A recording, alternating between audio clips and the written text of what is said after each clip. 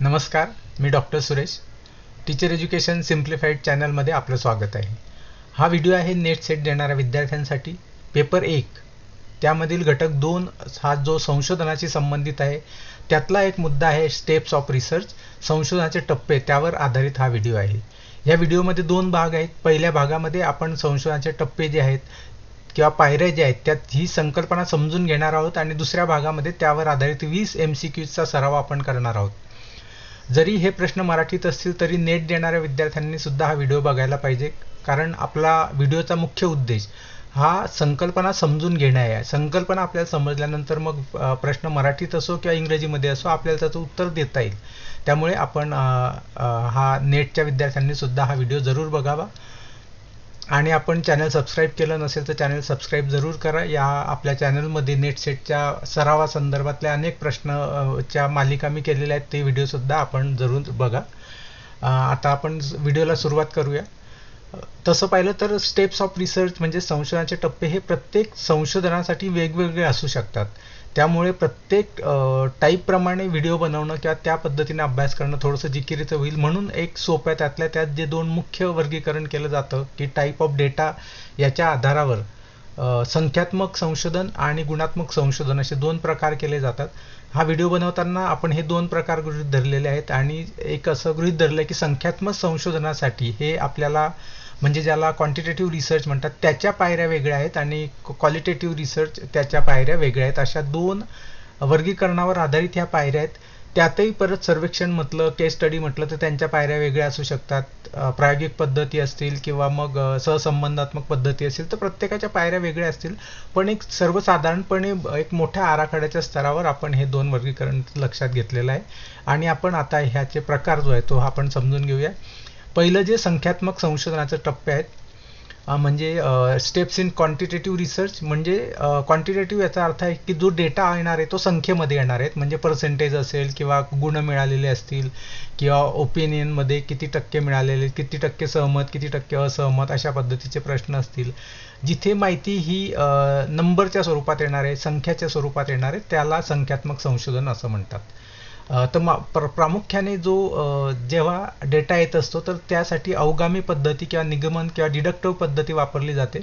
याचा अर्थ असा असतो डिडक्टिव्हचा की आधी एक परिकल्पना मांडायची, एक टेंटेटिव्ह उत्तर निश्चित करायचं आणि त्याची पडताळणी करण्यासाठी संख्यात्मक माहिती गोळा करायची आणि ती परिकल्पना नंतर संख्याशास्त्राच्या आधारे स्वीकारायची किंवा नाकारायची आणि तो निष्कर्ष संशोधनाला लागू करायचा.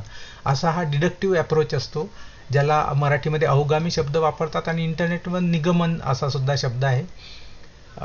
जर ह्या पद्धतीने रिसर्च करायचा असेल तर कोणकोणते टप्पे ते आपण ढोबळ टप्पे या निमित्ताने पुढे बघूया.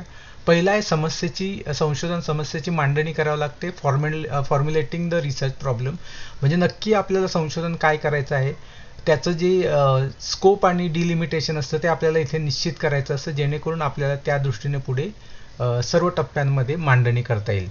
उदाहरणार्थ जर आपल्याला शिक्षणशास्त्रामध्ये एखाद्या विद्यार्थ्यांच्या समस्या जर ठरवायच्या असेल तर विद्यार्थी वर्ग कोणता हे ठरवावं लागेल, त्याचं माध्यम कोणतं हे ठरवावं लागेल, त्याचं वयोगट ठरवावं लागेल. नंतर समस्येमध्ये सामाजिक समस्या, शैक्षणिक समस्या, त्यामध्ये मग शैक्षणिक समस्या असतील तर त्या कोणत्या, असं आपल्याला नॅरो डाऊन करावं लागतं, निश्चित करावं लागतं. ही पहिली पायरी असते. कारण की संशोधनामध्ये संशोधन खूप मोठ्या प्रमाणात होऊ शकतं, त्याचा स्कोप खूप वाढू शकतो, पण मग प्रॅक्टिकल तेवढं पॉसिबल आहे का, तेवढं शक्य नसतं मर्यादित काळामध्ये. म्हणून संशोधकांना समस्येची मांडणी आणि ती निश्चित करावी लागते, जेणेकरून आवाक्यात राहील संशोधनाचा विषय, मर्यादित चलांचा विचार करता येईल.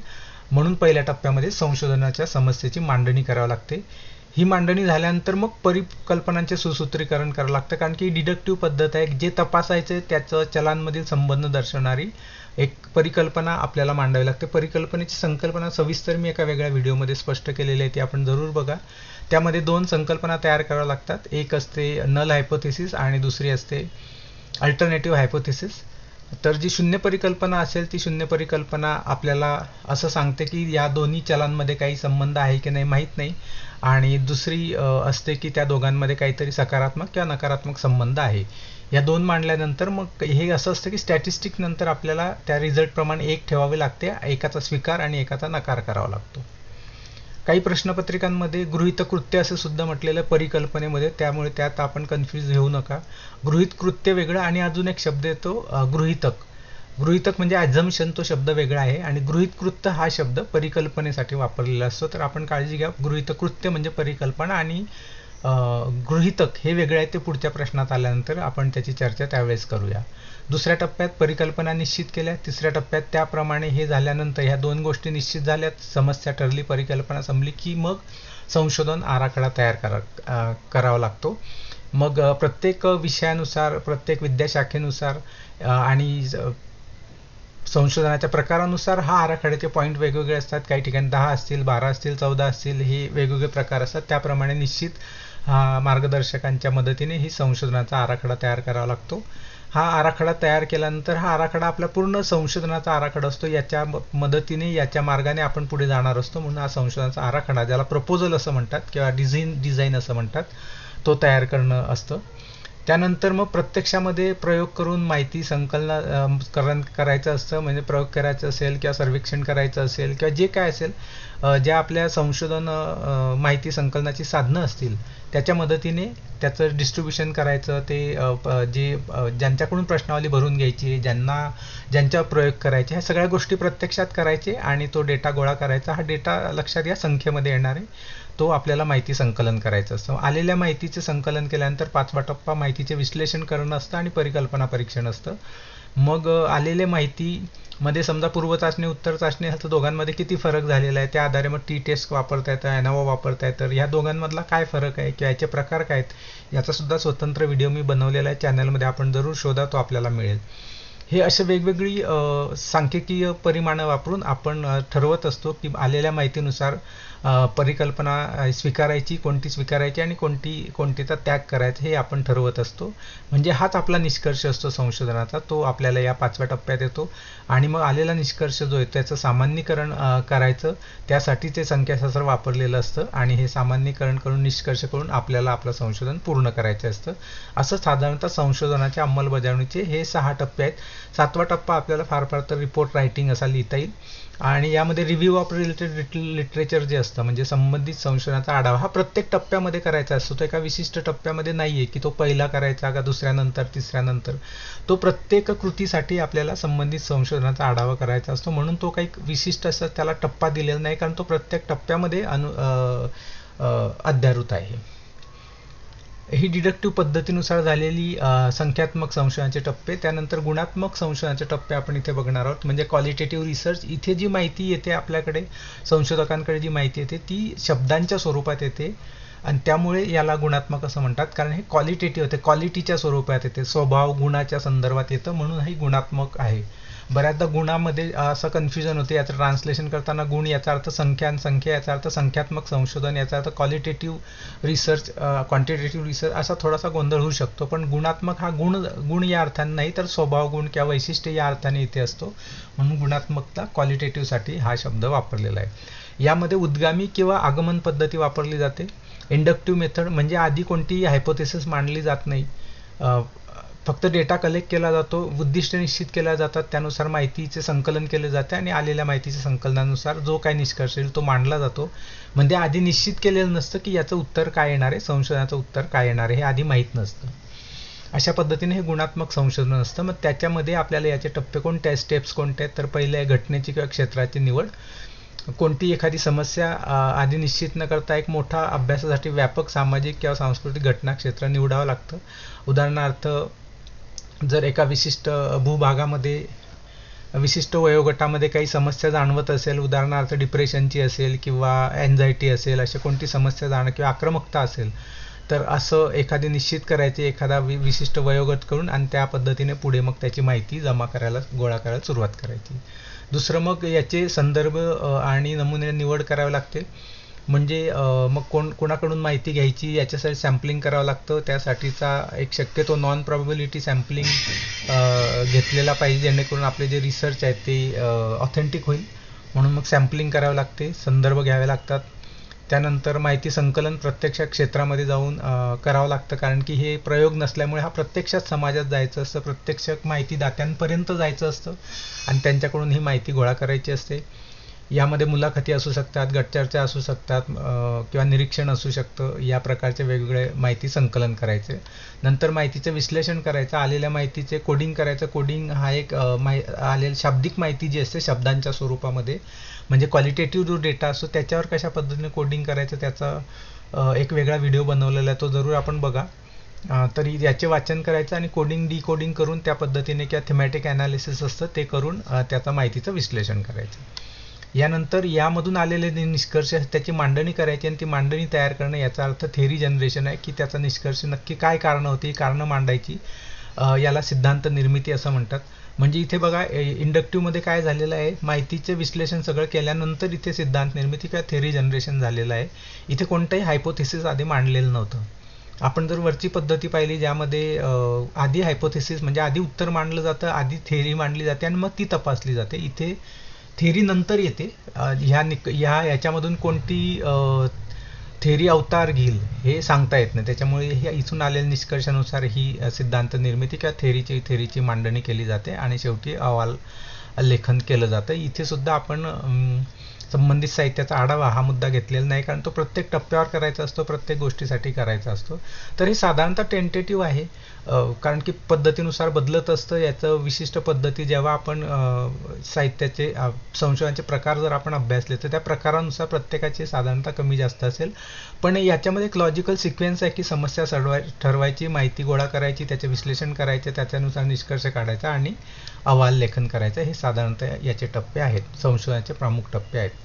आता आपण याचं पटकन एक दोघांची तुलना करून घेऊया, म्हणजे आपलं थोडंसं अजून लक्षात येईल. शिवाय हा एक जो दोन शब्द येतात, गृहीत आणि गृहीत कृत्य, हे दोन शब्द येतात आणि ते कन्फ्युजन करत असतात. तर बघा याच्यामध्ये फरक काय आहे. गृहीतक ही अशी विधानं असतात जी संशोधक सत्य मानून चालतो, ज्यांचे परीक्षण करण्याची गरज नसतेच. संशोधनामध्ये आधीची जी संशोधन असेल त्या संशोधनामधनं एखादी सत्य प्रूव्ह झालेलं आहे. उदाहरणार्थ AI वापरून शिकवल्यास विद्यार्थ्यांचं अध्ययन चांगलं होतं, हे एखाद्या संशोधनाचा निष्कर्ष असेल तर ते संशोधन, तर तो निष्कर्ष गृहीतक म्हणून मांडता येईल आणि कंसामध्ये आपल्याला कोणत्या संशोधनातून ते आलेलं ते लिहित असतो. किंवा एखादी विशिष्ट कृती केल्यानंतर किंवा एखादं विशिष्ट मॉडेल वापरल्यानंतर एखाद्या वस्तूच्या विक्रीमध्ये वाढ होईल असं कोणतरी संशोधन आधीच केलेलं असेल तर ते सुद्धा आपण इथे घेऊ शकतो आणि ॲझम्पशनमध्ये लिहू शकतो, कारण की हे पूर्व संशोधनाचे जे निष्कर्ष आहेत ते आपण ॲझम्पशन म्हणून मांडत असतो. त्याच्यामुळे ते सिद्ध करायचं नसतं. आपला जो पुढचा कार्यक्रम असेल, आपण जो काही माहिती गोळा करणं, त्याच्यासाठी काही ॲझम्पशन्स आपल्याला कराव्या लागतात. ज्यावेळेस आपण म्हणतो की विद्यार्थ्यांच्या बेशिस्तचा अभ्यास करायचा, तर आपण हे मान्य केलेलं आहे कुठेतरी की हे विद्यार्थी बेशिस्त आहेत. मग ते बेशिस्त असल्याचे कोणते पुरावे आहेत ते या ठिकाणी गृहीतकमध्ये येत असतात. तर गृहीतक म्हणजे ॲझ्युम करून चाललो आहोत की अशी परिस्थिती आहे, त्याला ॲझम्पशन म्हणतात. आणि गृहीतकृत्य किंवा हायपोथेसिस याचा अर्थ आपण संशोधक जे आहेत ते त्याचं एक टेंटेटिव्ह उत्तर समस्येचं देत असतात, लिहित असतात आणि ते एका विशिष्ट परिभाषेत लिहित असतात. त्याला परिकल्पना किंवा गृहीतकृत्य असं म्हणत असतं. आता याचं वैशिष्ट्य जर सुरुवात कशी होते, सिद्धांतापासून परिकल्पनेकडे होते, म्हणजे ही आपण बघितली तर डिडक्टिव्ह पद्धत आहे. आणि इथे निरीक्षण आधी केलं जातं, म्हणजे माहिती संकलनातून नंतर सिद्धांताकडे जातात क्वालिटेटिव्हमध्ये. परिकल्पना ही आधीच मांडलेली असते आणि तिचे परीक्षण होते संख्यात्मकमध्ये, याचे स्टॅटिस्टिक्स वापरलं जातं. इथे संशोधनादरम्यान तयार होते किंवा या ठिकाणी परिकल्पना असणारच नाही. त्याच्यामुळे क्वालिटेटिव्ह रिसर्चमध्ये परिकल्पना असतीलच असं काही सांगता येत नाही. आराखड्यातील लवचिकता कमी असते संख्यात्मक संशोधनामध्ये, कारण की स्टॅटिस्टिकली आपल्याला माहिती गोळा करायची असते आणि आलेल्या माहितीवर खूप जास्त त्याला महत्त्व असतं संख्येला, म्हणून ही खूप ताठर किंवा ही रिजिड पद्धत असते.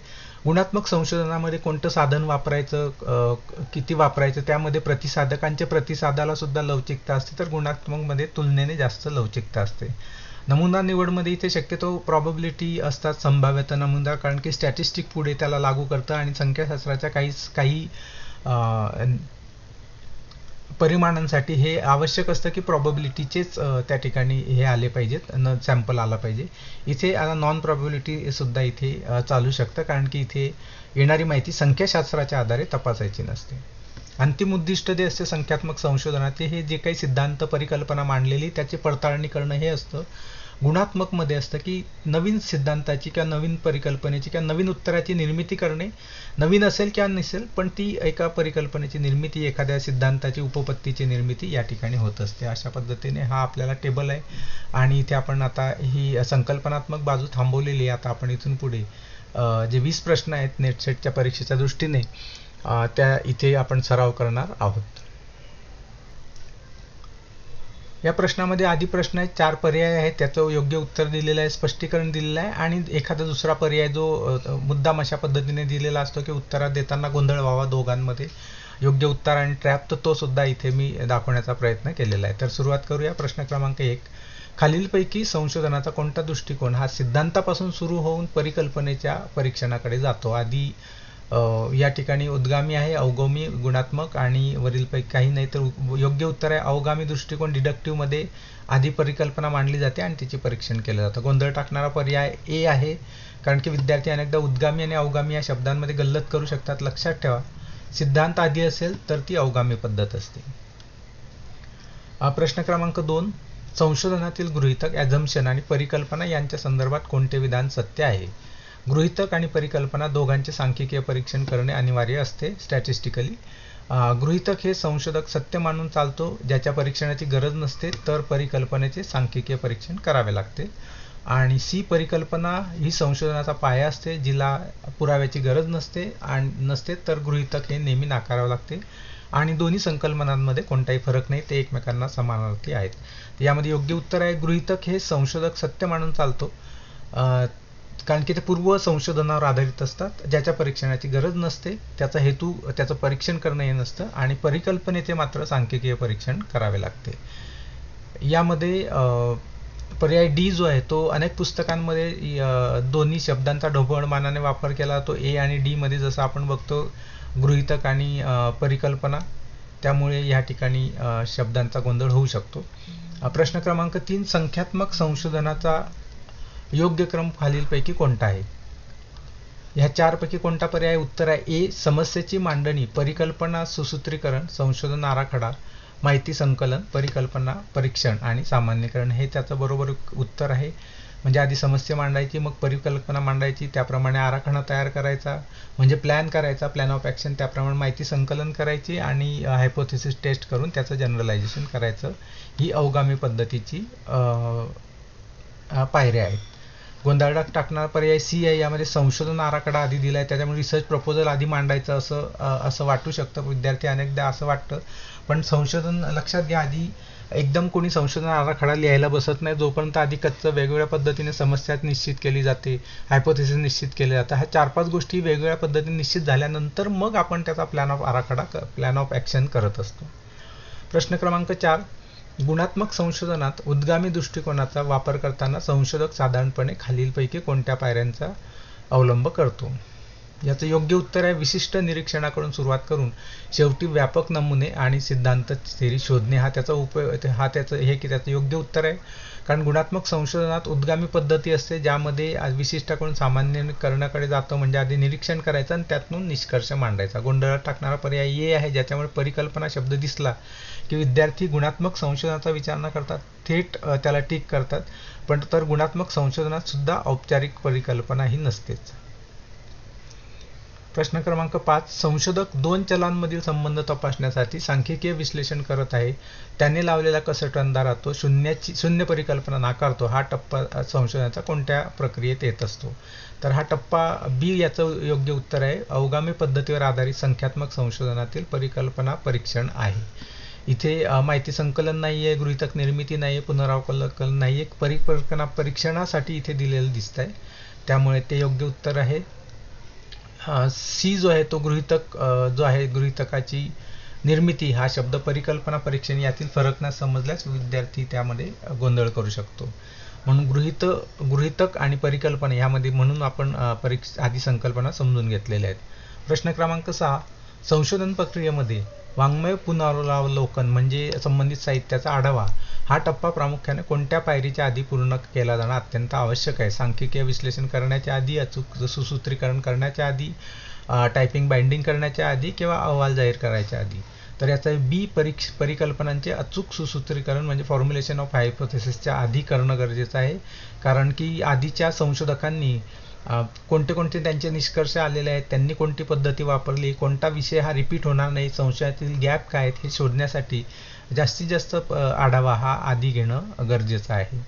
पर्याय ए जो ते त्यामध्ये सुद्धा गोंधळ वाटू शकतो विद्यार्थ्यांना की हा योग्य पर्याय आहे, कारण विद्यार्थ्यांना वाटते की वाङ्मय पुनरावलोकन संपूर्ण संशोधनात कधी केलं तर चालेल, पण परिकल्पना मांडण्यापूर्वी ते जास्त महत्त्वाचं आहे. प्रश्न क्रमांक 7, खालीलपैकी कोणत्या संशोधन पद्धतीमध्ये संशोधनाचे टप्पे अत्यंत लवचिक असतात आणि संशोधनादरम्यान ते बदलण्याची मुभा असते?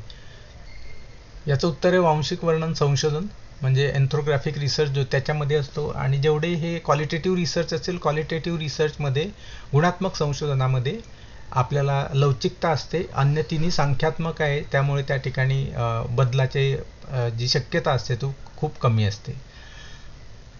या ठिकाणी डी पर्याय सुद्धा कार्यरत म्हणजे एक्स फॅक्टो जो आहे एक पोस्ट फॅक्टो रिसर्च जो कार्यरत त्या सुद्धा वाटू शकतं की घटना घडून गेल्यानंतर हे संशोधन असल्याने विद्यार्थ्यांना ते ऐतिहासिक संशोधन वाटू शकते, पण हा संख्यात्मक आराखडा असल्याने तिथे टप्पे हे ताठर असतात.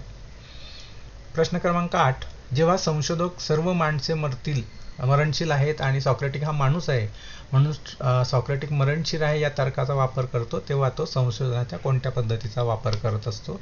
तर तो त्यामध्ये अवगामी पद्धतीचा वापर करत असतो. व्यापक सिद्धांताकडून सामान्य नियम विशिष्ट निष्कर्षाकडे जाणे म्हणजे डिडक्टिव्ह पद्धत आहे.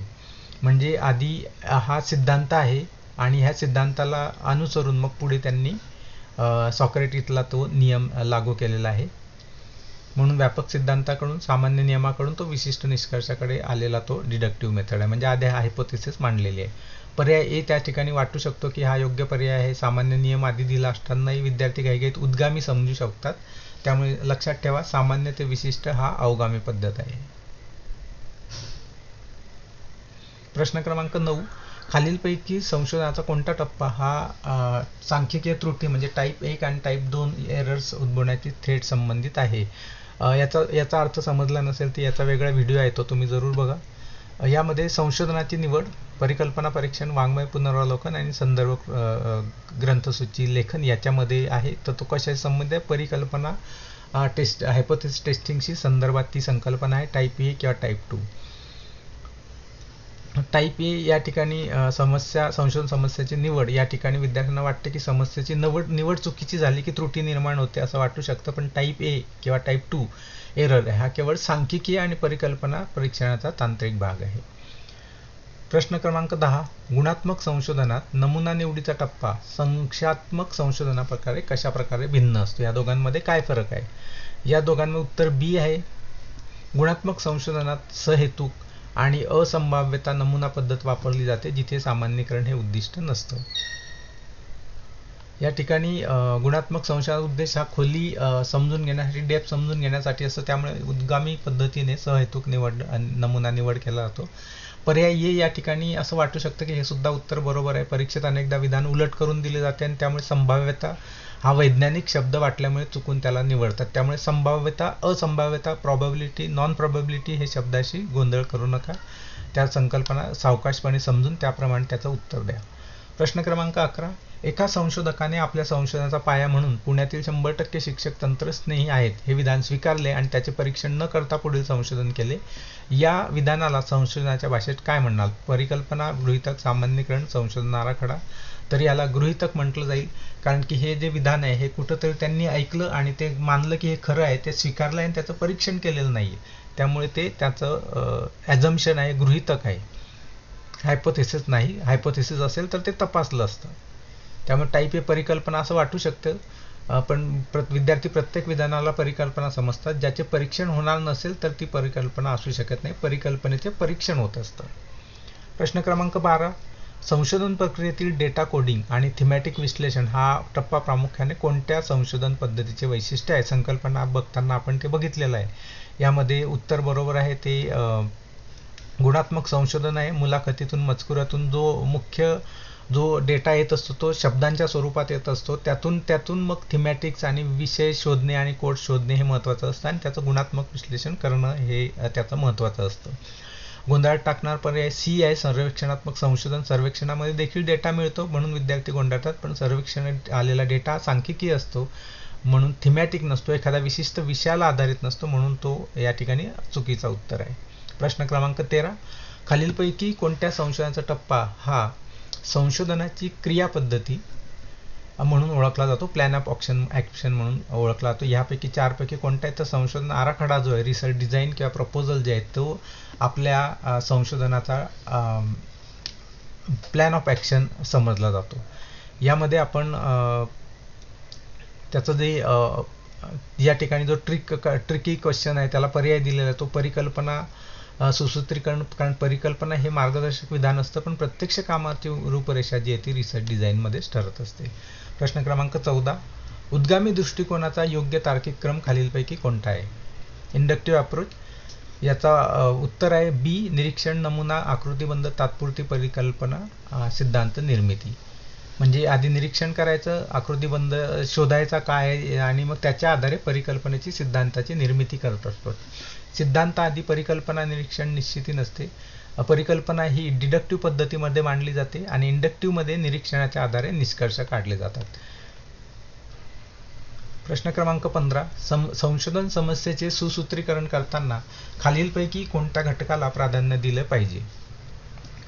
डेटा विश्लेषणासाठी लागणारे सॉफ्टवेअर किती महाग आहे, समस्येची स्पष्टता, विशिष्टता आणि ती तपासण्याची व्यवहार्यता, शोधनिबंध किती पानांचा होणार आहे याचा अंदाज आणि मार्गदर्शकांची वैयक्तिक आवड निवड काय आहे. या सगळ्यांपेक्षा महत्त्वाचं आहे की समस्येचे योग्य उत्तर आहे समस्येची स्पष्टता, विशिष्टता आणि ती तपासण्यासाठीची व्यवहार्यता. हे लक्षात घेणं गरजेचं आहे.